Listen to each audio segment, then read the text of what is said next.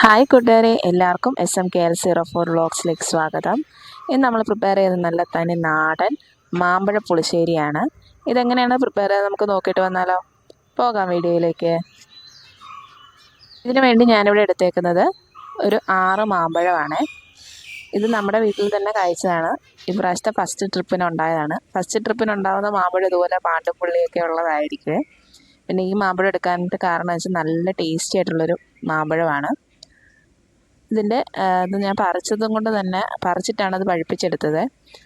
പച്ചയ്ക്ക് പറിച്ചിട്ട് നമ്മൾ പഴുപ്പിച്ചെടുത്തതാണ്. എന്നിട്ട് താഴത്ത് വീണതും കൊണ്ട് ചില ഭാഗങ്ങളൊക്കെ ചതഞ്ഞിട്ടൊക്കെ ഉണ്ട്. ചതഞ്ഞ ഭാഗങ്ങളൊക്കെ കട്ട് ചെയ്ത് മാറ്റിയിട്ടാണ് നമ്മൾ പ്രിപ്പയർ ചെയ്യുന്നത്. നല്ല കളറാണ് ഇതിനകത്ത്, നല്ല കളറുമാണ്. അതുപോലെ തന്നെ നല്ല മധുരവുമാണ് ഈ മാമ്പഴത്തിന്. ഇതുപോലെ നമ്മളൊന്ന് കഴുകി വൃത്തിയാക്കിയിട്ട് കട്ട് ചെയ്ത് കൊടുക്കാം. എല്ലാം ഇതുപോലെ ഒന്ന് കട്ട് ചെയ്തിട്ട് എടുക്കാവേ. നല്ല കളറാണ് മാമ്പഴത്തിന്. ഇതുപോലെ ബാക്കിയെല്ലാം കൂടെ നമുക്കൊന്ന് കട്ട് ചെയ്തിട്ട് എടുത്തിട്ടുണ്ട്. ഇതിലേക്ക് നമ്മൾ കാന്താരിയാണ് ചേർത്ത് കൊടുക്കുന്നത്. കാന്താരി അല്ലെങ്കിൽ പച്ചമുളകാണെങ്കിലും ആഡ് ചെയ്ത് കൊടുത്താൽ മതി. 2 പച്ചമുളക് നെടുകെ കീറിയിട്ട് ഇട്ട് കൊടുത്താൽ മതി. ഇതിലേക്ക് 1/4 ടീസ്പൂൺ മഞ്ഞൾപ്പൊടിയും കൂടെ ആഡ് ചെയ്ത് കൊടുക്കുന്നുണ്ട്. ഇനി ഇതിലേക്ക് ആവശ്യത്തിനുള്ള ഉപ്പും കൂടെ ചേർത്ത് കൊടുക്കുക.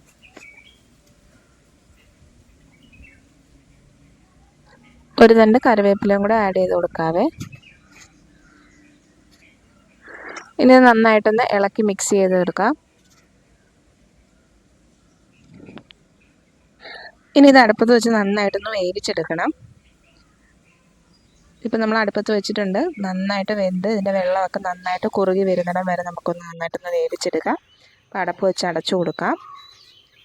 ഇത് അവിടെ ഇരുന്ന് തിളക്കട്ടെ. ഇനി നമുക്കൊരു ജാർ എടുക്കാം. അതിലേക്ക് ഒരു അരമുറി തേങ്ങ ചിരവിയതാണ് ഞാൻ ചേർത്ത് കൊടുക്കുന്നത്. ഏകദേശം 1 കപ്പ് കാണും. അത് നമുക്ക് ജാറിലേക്ക് ഇട്ട് കൊടുക്കാം.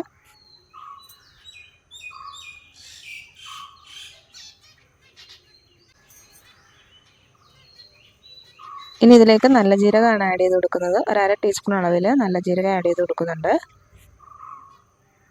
ഒരു 1/4 ടീസ്പൂൺ അളവിൽ മഞ്ഞൾപ്പൊടിയും കൂടെ ആഡ് ചെയ്ത് കൊടുക്കുന്നുണ്ട്.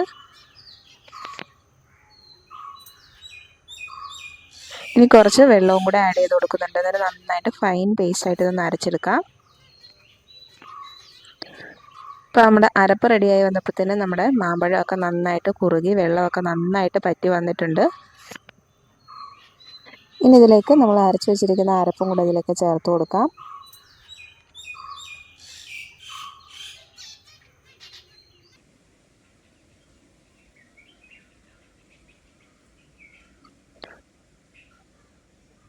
അപ്പം നമ്മൾ അരപ്പ് മുഴുവനായിട്ട് ചേർത്ത് കൊടുത്തിട്ടുണ്ട്. ഇനി നന്നായിട്ടൊന്ന് മിക്സ് ചെയ്ത് കൊടുക്കാം.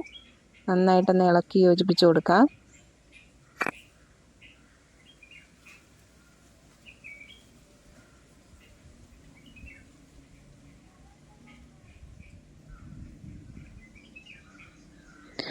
അരപ്പ് ചേർത്ത് നന്നായിട്ട് ഇളക്കി യോജിപ്പിച്ച് കൊടുത്തതിന് ശേഷം നന്നായിട്ട് തിളച്ച് വരണം. നല്ലപോലെ നന്നായിട്ട് തിളച്ച് വരണം. ഇപ്പോൾ നന്നായിട്ട് തിളച്ച് വന്നിട്ടുണ്ട്. തിളച്ച് വന്നതിന് ശേഷം നമുക്കിത് 1 കപ്പ് തൈരാണ് എടുത്തേക്കുന്നത്. അത് നമ്മളൊന്ന് അടിച്ചെടുത്തതാണ്. മിക്സിയിൽ ജാറിലിട്ടൊന്ന് ജസ്റ്റ് ഒന്ന് അടിച്ചെടുത്താൽ മതി. എന്നിട്ട് അതുകൂടെ നമുക്കിതിലേക്ക് ആഡ് ചെയ്ത് കൊടുക്കാം.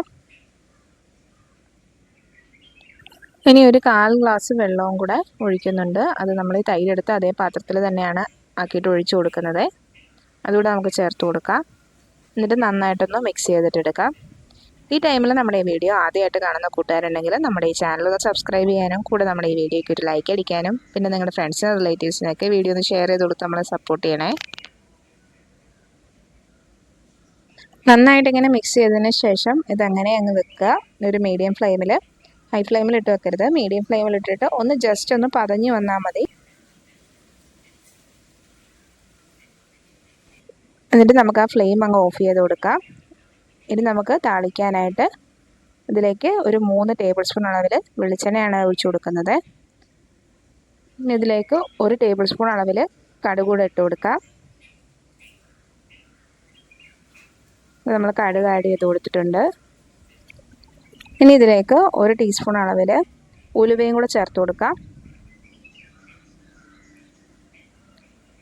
ഇനി കടുക് നന്നായിട്ട് പൊട്ടി വരുമ്പോഴത്തേന് നമുക്ക് 2 വറ്റൽമുളക് കീറിയതും 1 തണ്ട് കറിവേപ്പിലയും കൂടെ ആഡ് ചെയ്ത് കൊടുക്കുന്നുണ്ട്. ഇത് നന്നായിട്ടൊന്ന് മൂപ്പിച്ചെടുക്കുക. എന്നിട്ട് നമുക്ക് മാമ്പഴ പുളിശ്ശേരിയിലേക്ക് ചേർത്ത് കൊടുക്കാം. ഇത് നന്നായിട്ടൊന്ന് മിക്സ് ചെയ്ത് കൊടുക്കാം. ഇപ്പം നമ്മുടെ മാമ്പഴ പുളിശ്ശേരിയുടെ ചേരുവകളെല്ലാം ചേർത്ത് കഴിഞ്ഞു. ഇനി ഇതിനകത്ത് ഉപ്പ് നോക്കണം, ഉപ്പ് കറക്റ്റാണോ ഇല്ലയോ എന്ന്.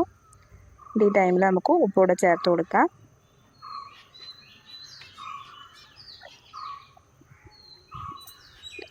ഇതിലിച്ചിരി ഉപ്പ് കുറവുണ്ട്, എന്നിട്ട് ഞാനിച്ചിരി ഉപ്പ് ആഡ് ചെയ്ത് കൊടുക്കുന്നുണ്ട്.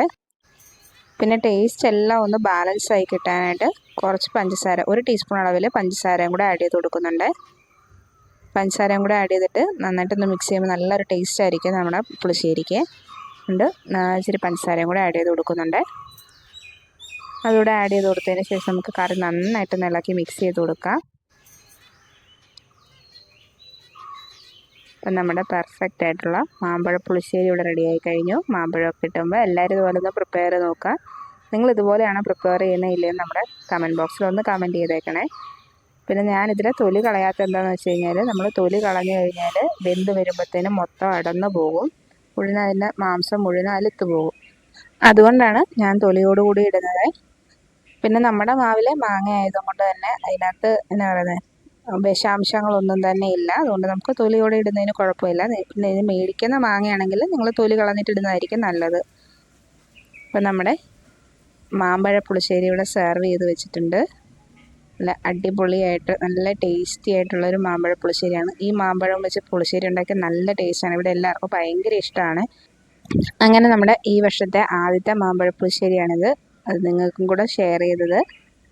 ഇനി ഇവിടെ നിന്ന് അങ്ങോട്ട് നമ്മുടെ മാമ്പഴ പുളിശ്ശേരി കളിയായിരിക്കും. മാമ്പഴം കിട്ടുന്നതിനനുസരിച്ച് ഇങ്ങനെ പുളിശ്ശേരി ഉണ്ടാക്കിക്കൊണ്ടിരിക്കും. അപ്പോൾ നമ്മുടെ മാമ്പഴ പുളിശ്ശേരി ഇവിടെ റെഡി ആയിട്ട് സെർവ് ചെയ്ത് വെച്ചിട്ടുണ്ട്. അപ്പോൾ എല്ലാവരും പ്രിപ്പയർ ചെയ്ത് നോക്കുക. നമ്മുടെ ഈ വീഡിയോ ഇഷ്ടമായ ലൈക്ക് ചെയ്യാനും ഷെയർ ചെയ്യാനും കമൻറ്റ് ചെയ്യാനും കൂടെ നമ്മുടെ ഈ ചാനൽ സബ്സ്ക്രൈബ് ചെയ്യാനും ആരും മറന്നു പോകരുത്. അപ്പോൾ അടുത്ത അടിപൊളി ഒരു വീഡിയോ ആയിട്ട് വീണ്ടും കാണാം. അതുവരെ താങ്ക് യു ഫോർ വാച്ചിങ്.